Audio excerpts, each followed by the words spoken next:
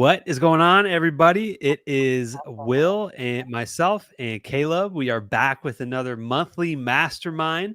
So thank you, Caleb, for jumping on with me, and Thank you for having definitely me. do appreciate that. Absolutely. Yes, sir. So this month's going to be a little different because we're just doing this unscripted, right? We don't really have a game plan for everybody, but it is going to be a Q&A. So make sure that if you guys are watching the video, at the end of this, there will be Q&As. So make sure to put your questions in the comments below and we'll be able to answer that. So we're just going to do this off the cuff. So I appreciate you jumping on here, Caleb, for the main channel. So I guess, yeah, talk to me. How things been going? I know we talked on the phone. What was it? A couple days ago, I think you called. We've been talking, I think yesterday, because I had a ramp installed on my truck. And I'm so sorry for the background noise, by the way. There's these guys working on the tractor right now, so it's pretty good timing for that. That's But I yesterday, can't yeah, even me and hear you, it. we spoke about, you can't hear it? No. Okay. Yeah, it's a little loud on my end, but that's good. Yeah, we spoke yesterday about me building a ramp, which I could actually show real quick. But we got a new ramp for the truck. Nice. So how Yeah. much? So how much was that? So the ramp was 850 bucks. He powder coated it, built it in his shop, and then installed it on my truck yesterday. That's pretty good. It's So a pretty solid deal. Yeah. did you like walk up and down it and stuff and like run a mower up and down? Like is it pretty sturdy? It's pretty sturdy, yeah. Like you can take the metal and move it back and forth and it's solid. Like it's on there pretty well. And yeah, you could take a mower up. Um it's very tall. It's 6 feet in length. So it's not very steep, and it's easy to get mowers up and down it. So it's pretty good. And he also installed a license plate holder um, for the license plate because the other two trucks we get to use like zip ties and zip tie it to the mesh, and it sometimes they like to break. So it's a huge Yeah. bonus.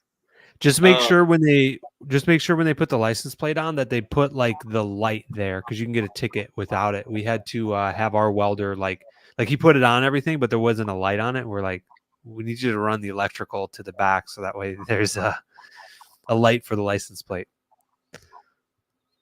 yeah, I probably will have to. He actually said that he can do it for me, but I haven't gotten that done yet. I didn't think about that either. Um, Before actually having it done. That is a good idea though. Yeah. But yeah, what about you? Anything new with you? What's been going on? Nothing really. I was just telling you how we're overstaffing tremendously right now as we go into Q3. So anybody that's watching this, we're down here in Texas, big state of Texas. Let's go. Um, yeah, dude, we are there. No joke. We are overstaffing. So what we're doing right now. So I had an itch in my nose. I wasn't picking my nose for everybody that is watching this. Um, so what we are doing is we've got, let me think about this. I think 6 trucks between both locations. And then we are basically intentionally two-manning every single truck because it's going to get hot. It's going to get miserably hot, like in the hundreds here in Q3. So production rates go down. This is our quarter down here in Texas where it's like miserably hot. And so instead of them pumping out 7, 8 budgeted hours sometimes, they're probably only going to do like 5 or 6. Like it's just that tail end. And then so the way that we combat that is we actually increase our P for P percentages in June, July, August, and we go up to, instead of it being 1/3 revenue, which is 33%, we pay out 40%. And so that, again, you don't want your crews to not make those bonuses. You want that to be achievable. So that's what we're doing in our Q3 right now. But let's see. I'm trying to think of like some of the wins that that I've been working on. So We are working right now on a software that can basically answer the phones for us. And so right now we're paying a answering service. I think it was called Answer Service right now, and we pay like $450 a month for that. I am in the works right now of building out basically an AI software that is a conversational AI over the phone. So that way, when it basically similar to kind of like how Mike Andes is building out a conversational AI, we're doing the same, and it's really funny. I should give you the number, dude, to call.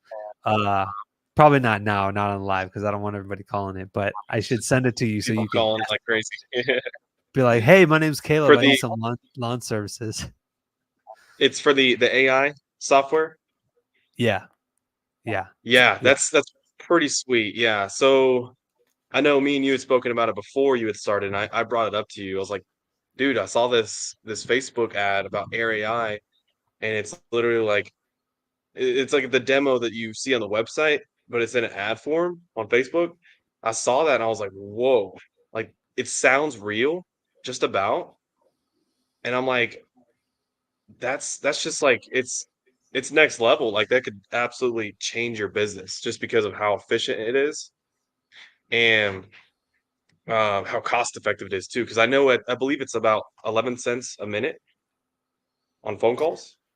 yeah, yeah. So it's 11. So what's really cool about it is it does outbound calls, which is pretty advanced because it's like the fact that it can call somebody and like do a cold call, or you could probably set it up to like call your estimates.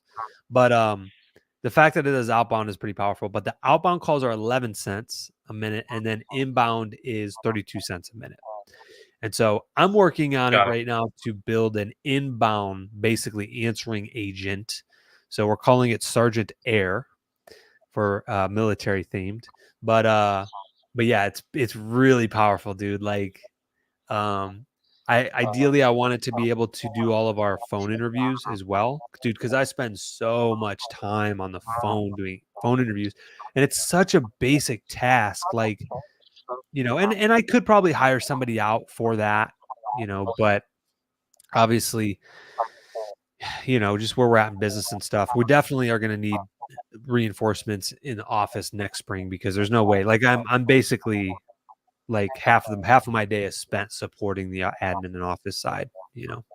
Like, dude, okay. So I was watching one of the C suites, Mike Andes, and so we use Copilot right now, and one of the nuggets he dropped was like, he's like, anybody that's using Copilot, you should take advantage of the texting capabilities right now because we don't charge you guys per text. He's like, so right now, if you have a premium subscription, he's like, utilize the texting capabilities tremendously because there's times where people send so many texts out that it costs more money to Copilot more than their monthly subscription is Oh wow. based on how Yeah. many texts they're saying. So I'm like, oh snap. Okay, all right. So I'm gonna take advantage of this. So we tried our first texting uh campaign last week. All right. And I sent this text out on Monday. All right. I was in the office for the next day and a half responding to text messages. We were Whoa. slammed, dude. Holy Slammed. cow. We booked close to, I think it was 140 estimates for Larissa. 140. What? Yeah, on her schedule. Oh It my was gosh. crazy. Yeah. That's nuts. 140 drive-by estimates. 140. In Wow. fact, So she didn't even finish them this week. There's like 40 of them still going into next week. it's crazy. Okay, so walk me through like how did the text message look like? What did you say in that message? Yeah, great question. So again, we're trying to create that scarcity and urgency, right? So we basically built out a text that said, hey, and based on how you break this down, whether it's daily or weekly, per se, but you said, hey, we said, hey, and we tried to really personalize it instead of it sounding so blasted out, like, because we had never done a text campaign marketing before. So it just said, hey, John, let's just say John. My name is Will. I'm with Military Lawn Cuts. I wanted to send you a quick text because I've got 13 spots left on my estimator route, or availability for estimates. And so just wanted to see if you wanted a quote for for a flower bed cleanup. And that's literally all it said, like a 2-sentence text. And dude, we had phenomenal response rate on that. And it, like I said, 140 easy. And I sent that at both locations too. So both of them got pretty busy for really, really quickly. So Wow, it's incredible. I thought you weren't supposed to do that because I always see like you got to like register with the texting platform, and then they tell you it can't be used for like mass marketing messages. So yeah, how does that work? it's a good Like, question. I mean, I should probably look into that, but because I know some of that with Air AI with the answering service. So basically, because it's technically illegal to blast out like cold calls to everybody. Like you just can't like download phone numbers and like have the Air AI agent just like blast. So like there are laws around it to stop that.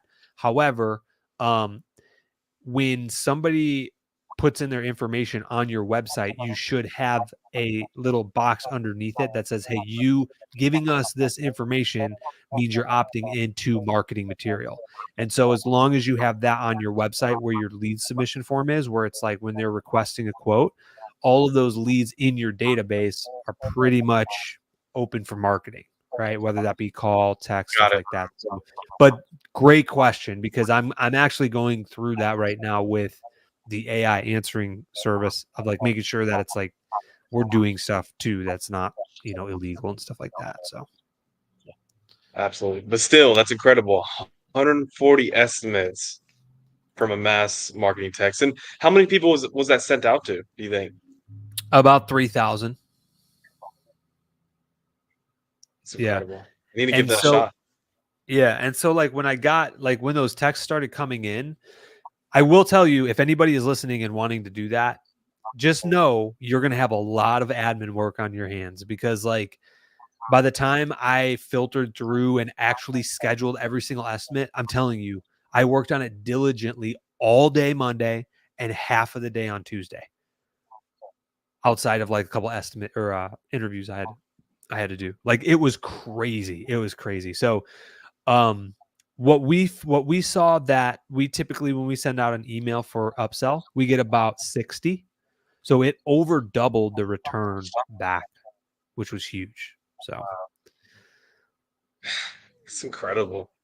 yeah, texting is the way to go. But just also on a side note on that, for anybody that is watching, and probably you too, um, if they when they, if not if when they respond and say like unsubscribe or stop, make sure you guys go in and tag that account that they don't want to receive like marketing material, because the last thing you want to do is continually like every month blast out these texting upsells, and then people are like blocking the number all the time, because then it's going to get flagged as like spam.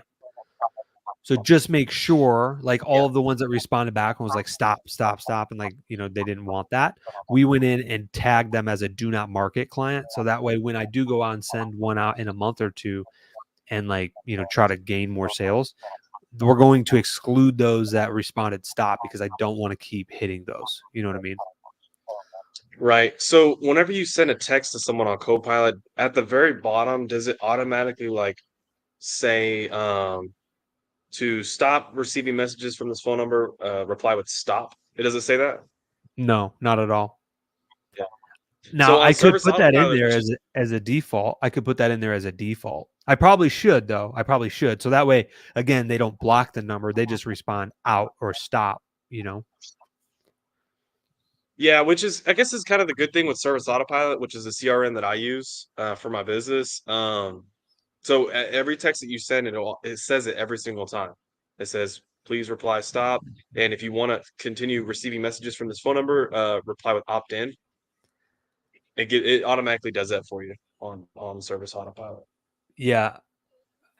Yeah, and then like me thinking about that though, like I think maybe that's why we got such good return though, because it did look personalized. Like it was me texting, you know, to Yeah, where yeah, it's not notified. I was like, oh, opt out per se. But I don't know. So there that's the teeter totter you face is like I don't know, but and that's and what really annoyed me with. Oh, go ahead. I'm sorry. I'll let you go ahead. Sorry, there's a little delay on the video, but I'll let you go first, and then I'll say my point. Okay, I'm sorry. So with Service Autopilot, what's really annoying is whenever I had started, it didn't say that at the bottom of the text messages. It didn't automatically do that. But there's been a lot of like compliance issues and laws and regulations coming with like text messaging. So they added that like 6 months into me using Service Autopilot. And it was so annoying because every time I do like a follow-up automation with a text message, I try to make it sound very personalized, like, "Hey, where do you think we should go from here? Dot dot dot." And then it automatically at the bottom says, "Please reply stop uh, to this message." It makes it look like it's an automation, and people never respond to it. So that's kind of the downside to having that, which is what I don't like. Right, right. Absolutely, absolutely. Yeah, No, that definitely makes sense. I definitely could see how, that could hinder too, like even just a response rate and everything. yeah, because people think it's like a robot. It's not like a real text message from a Right. person. Absolutely. Hey, I want to remind everybody that is watching this live. This is a Q&A. So at the end of this, we are going to go into questions and answer all of you guys' questions. So I put the banner up. It says live Q&A. Put your questions in the comments below. Okay, so the point that I was going to make or tell you, so this upsell email that we sent out also, we're targeting, I left this off when I mentioned what we put in the text. We're targeting recurring flower bed cleanups. So instead of us going out and quoting it like a one-time cleanup, we're if it needs a one-time cleanup, we're going to put that in there. But then we're also like really the goal is to get the recurring revenue. So out of those 140 estimates, we have a 37% close ratio right now. That's been coming down just because we're sending so many out. But if we can get like a third of that to sign up and the recurring where it's every 6 weeks, dude, like it's Yeah, gonna like make so much money. Like in 1 year, we'll be able to go there 5 times. Like whatever they accept, it's like okay, multiply that by 5 times in 1 year, we'll be able to clean that bed up. So yeah, yeah. I love that. So you're saying you're sending a second email like after the text message, you're gonna send out an email like upselling the monthly bed maintenance or the every 6 weeks bed maintenance. no. So on the initial one where it says like, "Hey John, my name is Will. I'm with Military Lawn Cuts. I've got 13 spots left for estimates. Wanted to know if you wanted a recurring flower bed cleanup quote." And so that's the words that Got we're it. using. And then so that way when we go out loud, the estimators know like, hey, you're doing a recurring estimate on every visit. However, if it's really, really bad, we need to do an initial cleanup first and then do the recurring. Okay. So do you whenever you give out like like initial cleanup price, do you not also give them like the recurring price as well with that? We don't. It's a good question. We probably should. Um, I think yeah, I think in the like slower seasons we definitely should, but some like in the spring rush we typically don't when we're just really really busy and there's like estimates coming down the pipe all the time. We're just like pumping things out, new team members and stuff. But yeah, we probably should. That doesn't sound like a bad idea. I'm curious, do you like I send it? I do it every time. I've kind of created like my own system. I go based off of like my minimum for bed maintenance is zero point 0.5 budgeted hours or half an hour. And then I go up by like 0.25 and just keep it super simple. Like if I think it's going to take me 30 minutes every time I go there, that's what I'll do. If I think it's 45 minutes, an hour, I just keep it super simple and I do that on every single estimate that I send. And we have quite a bit of monthly bed maintenance customers now. It's pretty Really? incredible.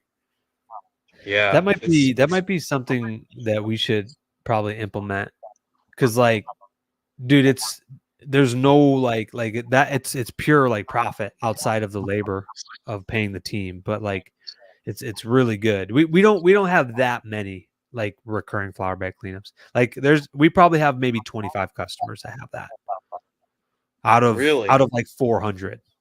Yeah. Wow. So we Yeah, I could would probably definitely do better doing that.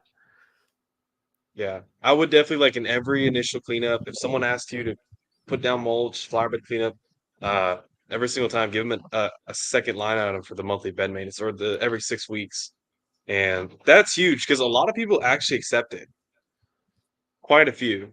It's pretty Yeah. popular. So So what I have found on the Copilot, when you send that, what it does is it adds up the initial. So let's just say the initial's 500 and then the recurring's 250, right? Like it adds that up and then on the estimate it shows 750. So I'm curious to know if like initially because they're just going to look at the bottom line, be like 750. I'm not going to pay that for it. But like obviously you can check box which ones you want and then it affects that. And then in the recurring, do you say, hey, this would be 6 weeks after the initial cleanup? Because we have customers that are like 750 to clean up my beds. That's a lot. And we're like, no, that's not how it is. The recurring would be scheduled 6 weeks after. Like do you ever run into that problem? no, because on Service Autopilot, the way that I have my estimates set up is it doesn't add up the total rates of the line items at the very bottom. It doesn't add them Got it. together. So if there's a way that you can update that or change it in Copilot like you can with Service Autopilot, I think that would probably fix your problem. Or if you put the price inside of the estimate description instead of actually putting it in the part that shows the rate where it adds Yeah. up. Gotcha. Yeah. That's Because that's that's a what I good. do. I do that on Service Autopilot with the mowing quotes because we do weekly and biweekly. I don't want to have to create two different services for one service. I'd rather just have one service in Service Autopilot and different like master schedules, Mm, right, for weekly and biweekly. So I put the weekly and biweekly price in the estimate description. yeah. You could That's try that. brilliant. Yeah, yeah. That's awesome. Awesome. Very cool. Well, do you have anything else you want to add before we get into Q&As? Um, I kind of want to go back to the hiring because I think that's probably what most people might be struggling with right now at this time of year.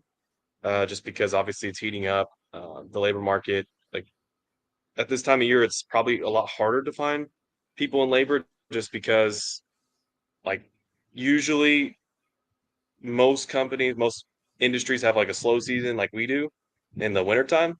And most of those guys get picked up like February, March, April. So May, for a lot of people, is probably harder right now to find people. So, kind of what I want to bring up, and I wanted to go back to what we were talking about with you and your business. So, how many team members have you hired so far? I think we're Like, how many do you sitting have on your team?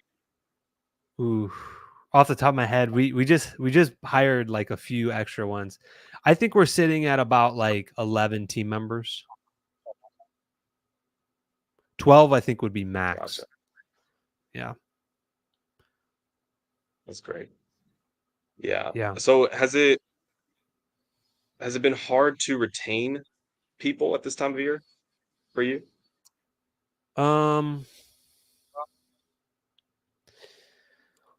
not really. I think you need to I think what helps us is like sheltering them. And what I mean by that is like when we hire somebody new, if they haven't done this type of work before, I'm not going to go out. I'm not going to put them with like our star the guy that pumps out 8 9 hours a day budget hours.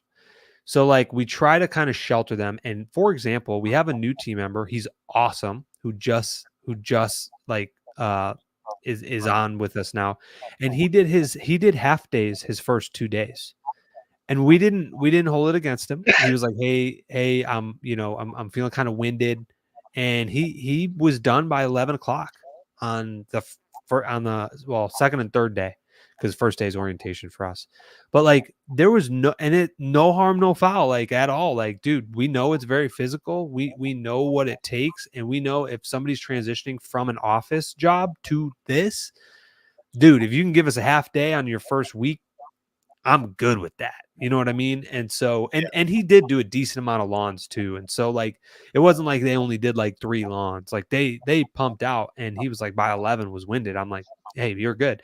And then by Thursday, Friday, he was able to do full days, right? And so you just got to kind of work them in there and try to shelter them as best as you can. You got like some of the things that we do is we really like again like we at 2:30 like as we go into Q3 nobody works past 2:30. I don't care if there's 1 or 2 jobs left. It's like, dude, just come back. We'll get it tomorrow. Like it's not a big deal. And so just quality of life. We have a snack fund, so a lot of our team like that. We give out liquid IVs in the summer. So, those are kind of expensive, but it's like if it's going to help the team stay hydrated, like that's what we're going to do. And so, um, I think our retention is pretty good. I mean, I also to add on to that, I also have been doing this long enough to know that everybody is probably not going to be there in October. And so, you know, 3-4 months from now, we're probably not going to have all of the team members that we have today. And so that's just Right. part of it. And so you got to plan for that there, maybe guys that can't make it through Q3 because it's hot, dude. I remember when I was out there mowing one time, I was mowing a lawn by myself. It was like a 35-minute lawn cut and it was like middle of July, 100 plus degrees, and it was like 1 in the afternoon. I had to take 2 like 10-15 minute breaks on that property because it was so hot when I was out there by Yeah. myself. Oh, I know. Yeah. I've had those days. Yeah. So, Yeah, man. but I don't know if that helps or That's not. good stuff. It does. It does actually, and this is something that we've started to actually do. So I made the mistake of kind of just throwing him in with my top guy, Gabe, like right on the jump, doing, so many budgeted hours and jobs every single day. And they would just leave after like 2 to 3 weeks because we're just like working them. And I didn't think about it. I'm like, well, these guys haven't worked this type of labor environment before, but if you put them right into it immediately and you just destroy them, like you have them do 20 lawns, with another guy in a day, it's like they're gonna be like, oh, dude, forget this. They're not gonna want to stay. So I've actually trained and taught my trainer Gabe to take on the brunt of the work, right? Like have the guy sit in the truck for a lawn or two, and he just does it by himself, or take over most of the work for him so he doesn't have to. And I've realized that when they're training, I shouldn't budget as much jobs or put so many jobs on that route for that day like I was before. So that's something that I've learned, and that's huge Yeah, for keeping them for like the 100%. first 2 to 3 weeks. Dude, honestly, for Yeah. day 1, I'm happy if those 2 guys do 7 budget hours, 8 budget hours for one day. Like when it's their first day mowing, 7 we'll schedule them 7 hours, 2 guys, which is literally one route for a solid person, right? But again, you have to Right. like shift down and like really work them into it. Otherwise, yeah, they're going to be like the heck with this. And to be honest, it takes 3 to 4 weeks for people's bodies to get conditioned to this. And you just need to tell them up front, hey, let's just call his name John. Hey, John, your body is going to hurt. You're going to be dehydrated. You need to drink 3 times the amount of water that you're already drinking now. Like, it's going to take 3 to 4 weeks. Your back's going to hurt. Your leg's going to hurt. Like, just know it takes a little while to get conditioned to this type of work. So don't feel bad when you go back home and you're like, all I want to do is go in bed and sleep. Don't feel bad. That's normal. Eventually, your body will adjust. Eventually, after 3 to 4 weeks doing this for a month, you'll get better. You'll get more stamina, and you won't be going to sleep immediately when you get home. Yeah. Yeah, that's another thing too, is also setting expectations like that. Like letting them know, hey, you're probably not gonna make a bonus on paper performance probably for like more than you won't make a bonus after about like a month or two. And like, yeah, like you said, it's gonna take probably 3 to 4 weeks for your body to adjust to this. So just expect that.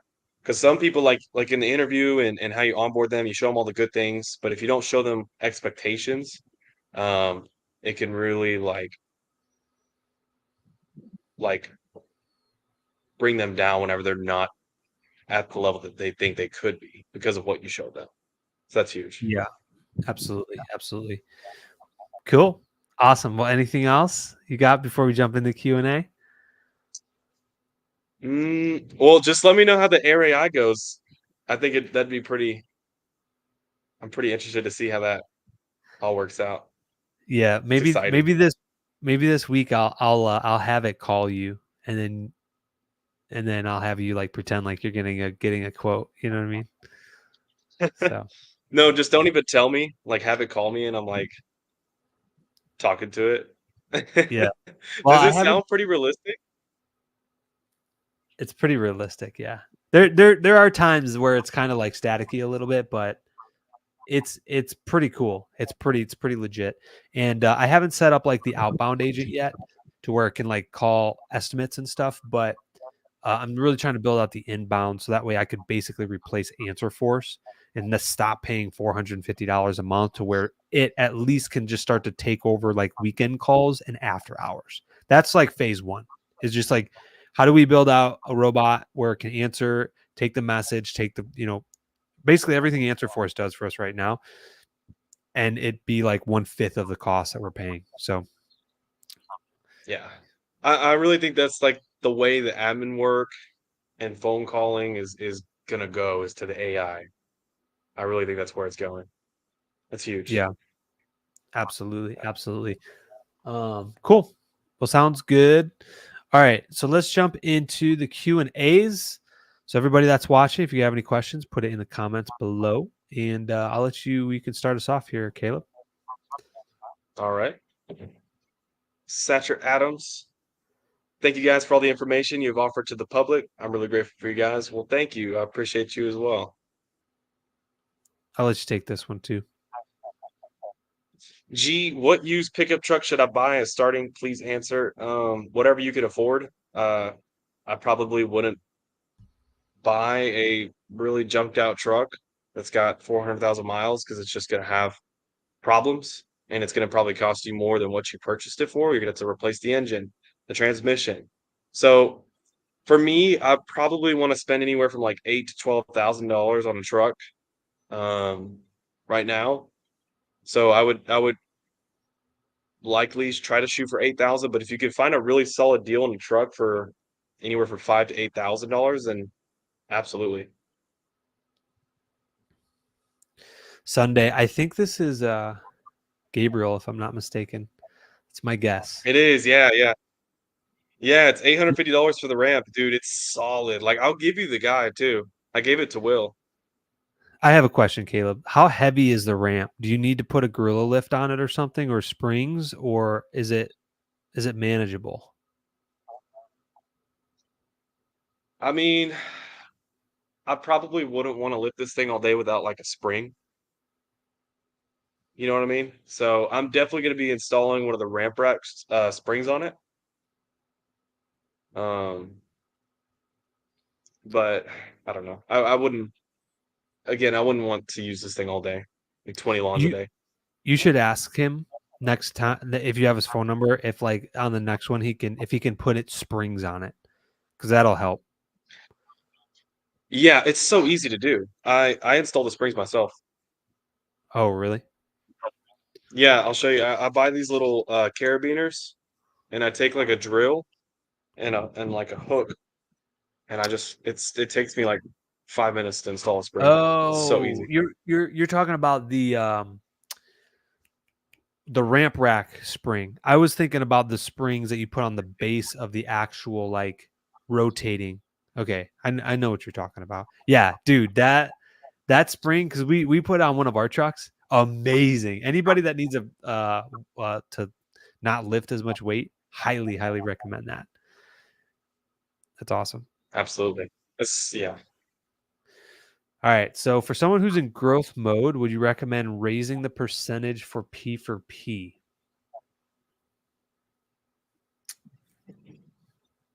It's a good question. I probably, if I'm in growth mode, it really depends. We don't. So, for example, our Salina location, I'm not like intentionally raising P for P. It is 1/3, even though we're charging 70 an hour, which is lower than what we normally charge. I'm not going to go in there and adjust the P for P. It just kind of is what it is. And everybody knows, like, until you get to at least 100 customers, the route density is not going to be great. P for P is not going to work well. P for P works well when you have above 100 customers, you have good route density, you have efficient routes, and that's when P for P works well. And you're charging a fair amount, even at 70 or $75 an hour. If you had, like, if our 400 clients at our Aubrey location was still on 70 an hour, we'd still be able to hit P for P just because the route density is so good. So I probably wouldn't lower the P for P. You just need to explain to the guys, this is why it's important to get more sales, do good work, retain the customers that we do have so we can fill in our routes, and the P for P will only get better as we grow. That's probably how I would sell it. How's the Salina location? It's good. We started off this year with 15 customers, and we're up to 63 or 62 customers right now. Our goal is to get to 100, and our goal is to do 125K over there in this first year. And we have an awesome Let's GM go. over there. Yeah, we have an awesome GM over there who's a rock star, and he is crushing it. And so he's getting his first full-time employee starting really next week, maybe the following week. We're basically going to have one of our main guys go over there to help him. But yeah, so it'll be him and another guy full-time in a truck. So it'll be good. That's awesome. Estrella This Lance. was This was my my, sign to blast.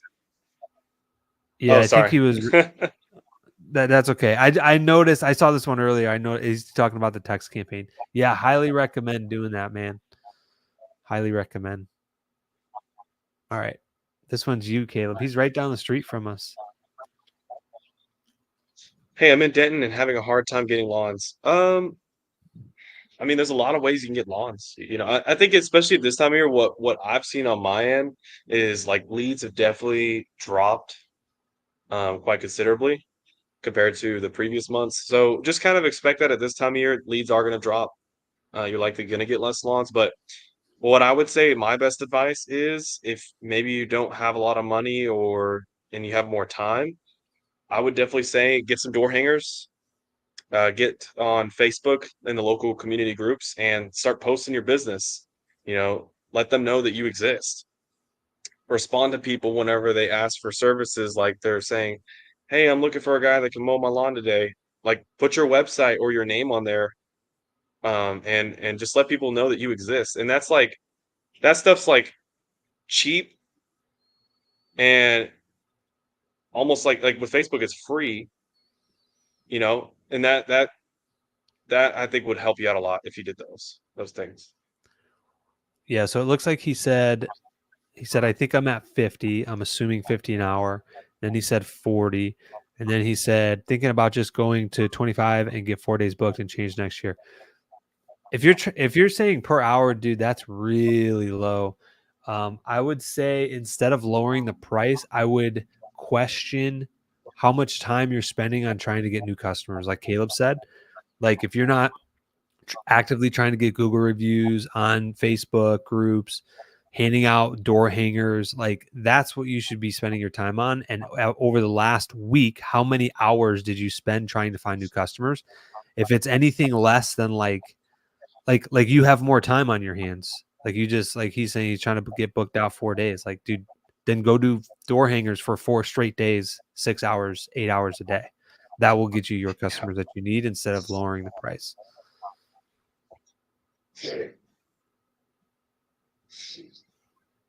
Um, Satcher Adams, how about charging a monthly price for flower bed maintenance, bushes, and weeding included? I think you can. I think it just depends on your business, and how you want to do that. Because for us, like, I don't like just charging like a flat monthly, kind of like a subscription. I charge per service. That's kind of just how I do it. But I think you absolutely could. Um, I don't know. What do you think, Will? I think there's definitely a model to be made that way. I don't think that's a wrong thing. The downfall of doing a monthly price is you have to, unless you're billing them pre-monthly to where it's like, hey, I'm going to charge you now and then come for the next month. That makes sense to me. But if you're charging them at the end of the month, I don't like that because I like getting money paid. If you do the for service for week 1 and you don't get paid till week 4, to me that's a problem. That's going to be a cash flow problem.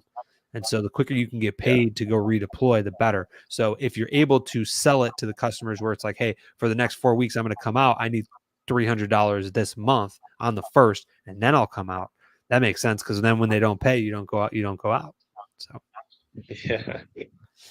all right. So he's got another question. He said, "How much revenue per month should I make before I can hire a part timer? My schedule is tight. I have work around my wife's schedule. I currently have 35 recurring customers every 2 weeks." Um, I would say when you're overworking yourself and you're rolling into Saturdays, that's when you probably need a part-time person. So, I mean, it's also like what your personal capacity is. Like some people don't want to work 6 days a week because like he said, he has a wife and maybe you have kids and stuff like that. So whatever you're comfortable with doing when you get to the point where you're like getting overworked or reaching your capacity might be a good time to at least hire maybe somebody part-time to help cover down for that.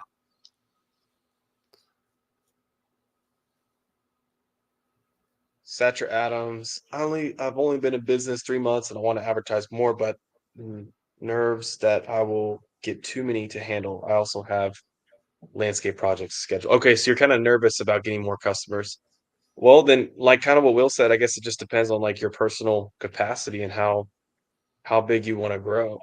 You know, because if you're being nervous about that, I mean, you're not gonna grow to where you want to be at. So again, it's like it's totally up to you. And I would just say keep doing more and more and more, and that nervousness will go away because you're pretty new into the business. Because even for me, 3 months into the business, I was nervous as well. I was nervous to do flower bed jobs and certain jobs that I've never done before. But as you do it more and more and more, the nervousness goes away, and you just get used to it. Absolutely.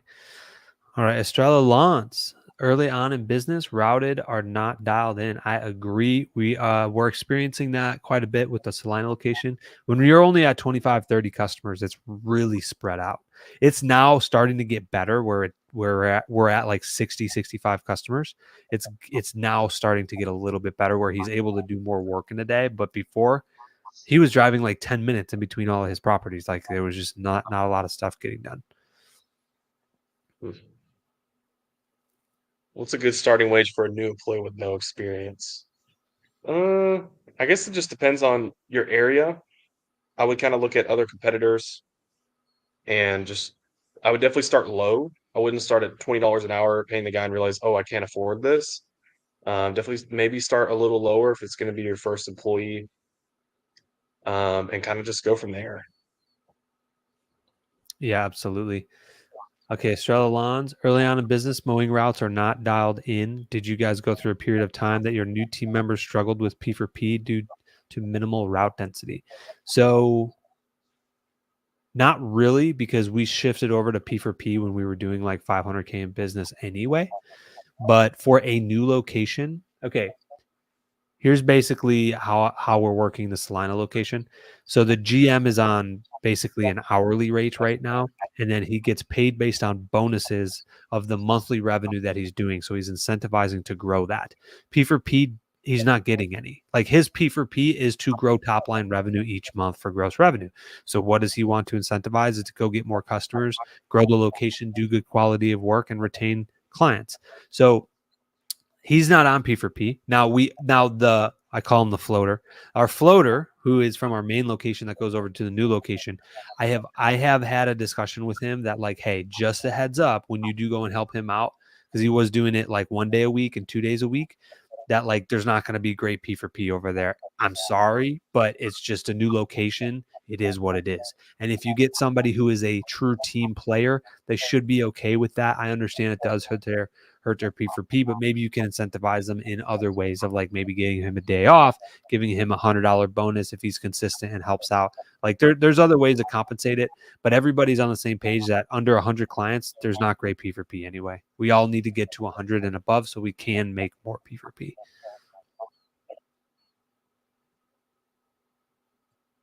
I guess this will be a question for me. Okay. Yeah, go ahead. Probably this fall. This fall sounds good.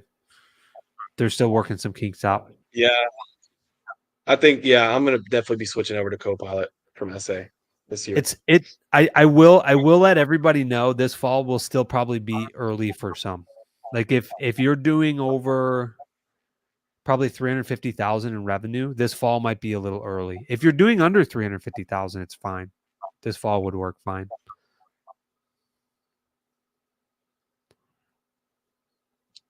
Estrella Lawns, do you guys still invest in improving your branding in the spring rush last summer or just wait until the winter? I probably would have tried to get that all finished up in the winter season because that's whenever you have the most free time. Because really in the spring and summer time, you really need to focus on growing your business and hiring. So Absolutely. I probably would. Yeah. All right, Alex and Riley Foxhound. So for a new solo guy starting, should I card on file from the get-go, afraid I may lose potential customers as a newbie if I do? Would it be possibly slow customer acquisition? All right, this is a really good question. There is an argument to be said that you may have a slower customer acquisition. However, the flip side of it is what type of customers do you want to attract? Because I will tell you, in our beginning days when we accepted cash, checks, and all that other fun stuff, not a lot of those customers are still with us today.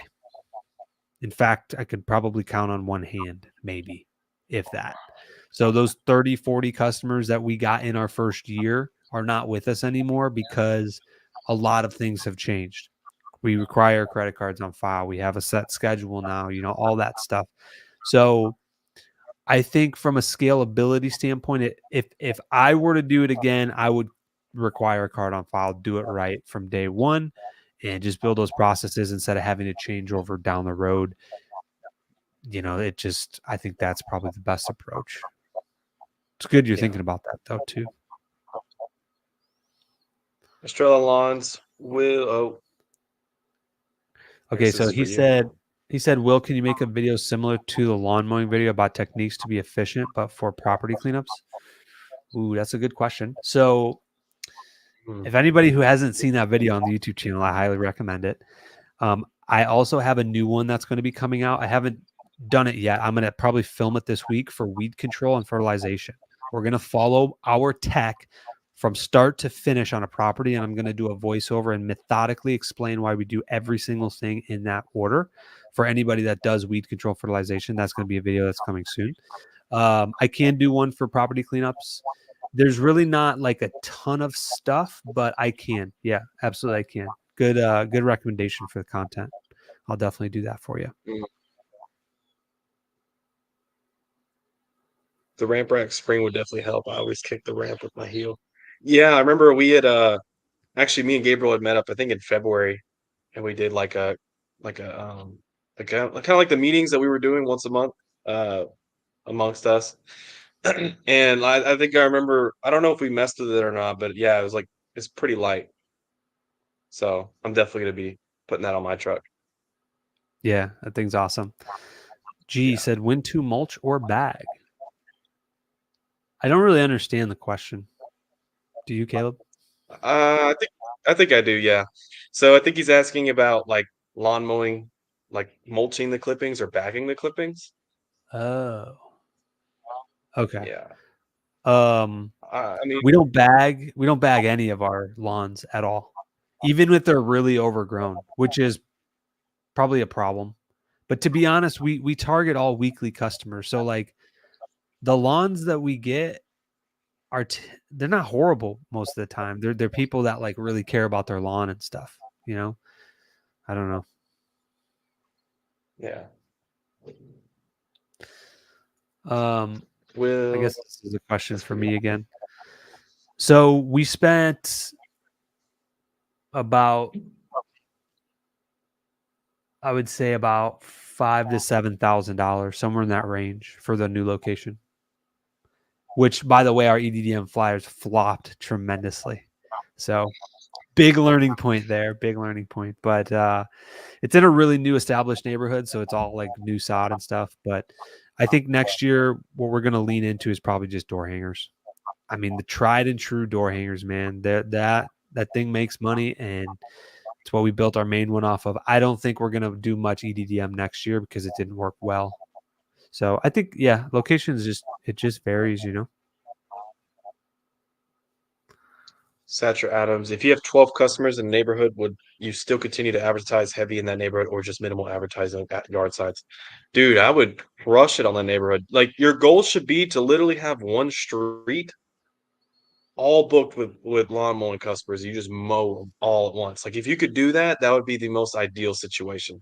So heck yeah, I would honestly I would recommend just focusing on really small area, a small set of neighborhoods, and just boom, boom, boom, boom, boom. Instead of like trying to, I guess like some would say like, go for the entire like ocean, go for like the little pond or like the small lake instead of like the entire ocean, right?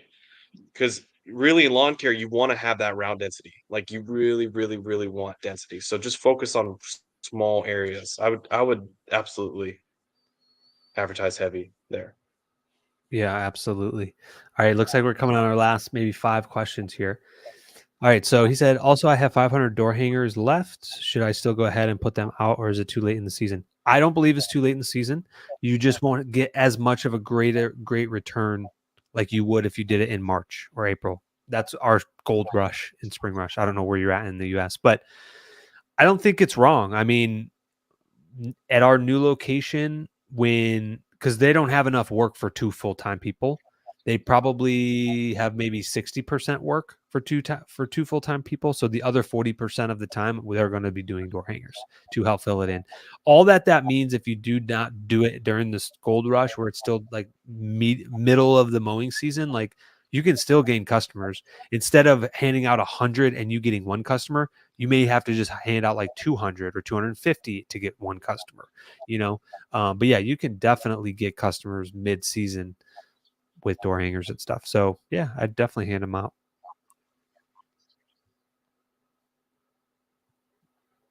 He said you should invite the GM at the Salina location to do a YouTube pod or live if you haven't already.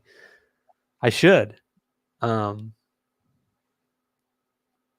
I don't know if he would want to. We'll see. I can ask. I can ask to see, to have That'd the be interesting. people ask the questions on what he would, on what you guys want to hear from him. That would be interesting. I'd be down. Yeah. I don't know if he'd be down. I can ask him.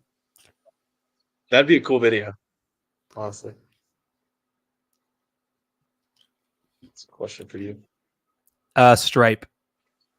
They use Stripe, just like Yardbook. You're welcome.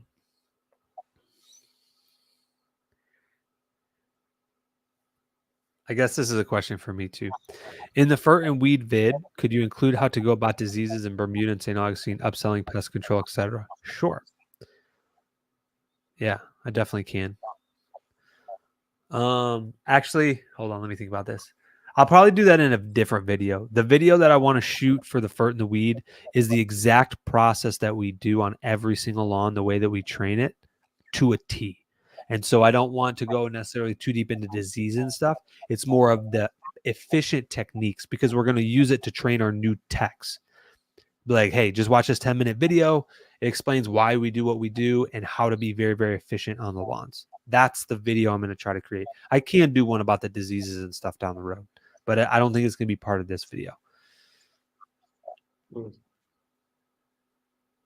When you do door hangers, do you check with each town's ordinance on canvassing? I mean, I probably would. I haven't, so it's up to you. I haven't done it, but you probably should. Probably a good idea.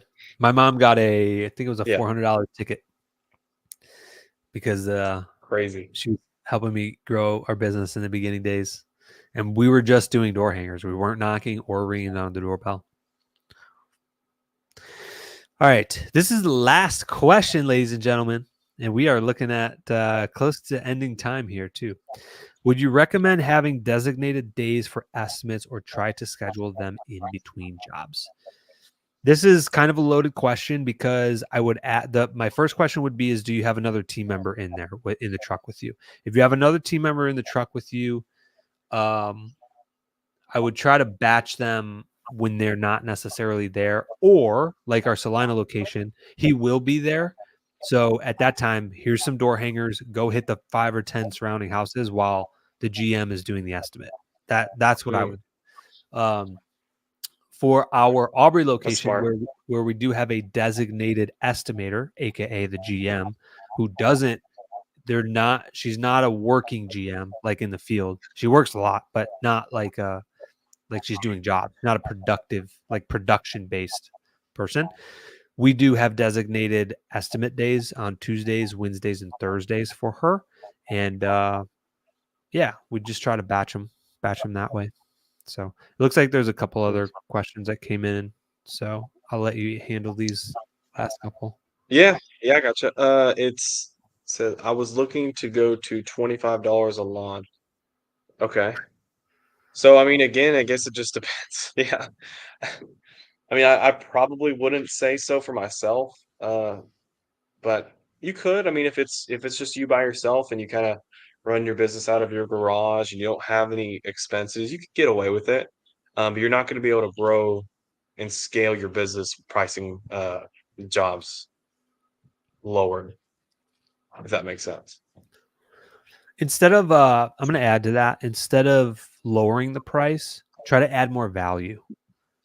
Figure out a way to bring more value to the customer so you can charge 35 a lawn, right? So many people want to jump to just slashing prices, but that doesn't really necessarily always help. And like Caleb said, if you want to build a long-term sustainable thing, definitely want to try to, keep pay a, premium where you can pay yourself well and someone else. So that way you don't have to keep always pushing the lawnmower. Yeah. Just to book out a week and start making money. I mean, if you haven't started your business yet, I mean, you can. I guess it just depends on where you want to go with the business. I would say, in the very beginning of your business, you do want to just fill up your you want to book your schedule. Um, I would just be careful to not charge too low and not make any money on the work that you're doing. Absolutely. You can have this one too, Caleb. Why are you looking at Copilot? Well, I hear a lot of good things from my buddy Will and also my friend Sam, and I really like where it's going. I think it has a lot of potential for the future. I like that it also integrates with other softwares and CRMs, unlike Service Autopilot. So there's a lot of benefits to it. I like um, that it has like a wiki that Willis showed me. I thought that was like pretty sick. A lot of cool things. I think it's a very progressive CRM, and the person that runs the or owns the CRM, I think it is going to take it down a good path and has good things for the CRM. I believe so. Me too. All right. Alex Yeah. says, thank you. No, Alex. Thank you. All right, guys. I want to leave Mhm. everybody off. Anybody that watches our the short form videos, you guys have already heard this, but I think this will help a lot of people. So I was listening to a book. It's called Buy Back Your Time. And it came across a quote, and I was like, and I listened to it while I was in the car going to the gym, and I stopped, and I'm like, I replayed it, and I'm like, I need to hear this again. And I replayed it again. I was like, all right, I need to share this with my team. And so I did it. I wrote it down. I shared it with our team, and I'm going to share it all with you guys. So, who you are today will have to fundamentally change for you to achieve your dreams and goals. It's just a fact because if you were that person who could achieve those things, they would already be in your life today. And like when I heard that and read it, it like went from my head to my heart and I'm like, all right. Check. Got it. I need to constantly improve, constantly grow. Everybody that's on here, obviously you're doing that already. So I applaud you. You guys are absolutely awesome for tuning in and spending your Saturday with us. Caleb, thanks so much for jumping on and hosting another mastermind meeting where we can do live Q&As and help people out. And yeah, I appreciate it. Yes, sir. I appreciate you having me here. Thank you. You're welcome. Do you have any last words for the people? Hustle hard, kill it. This is that time of year. Absolutely. Guys, go out there and crush it. We'll see you next month on the second week of every Saturday. Put in your calendar. We go live Q&A every second week on the Saturday. Everybody have a great rest of your Saturday. Right. See you guys.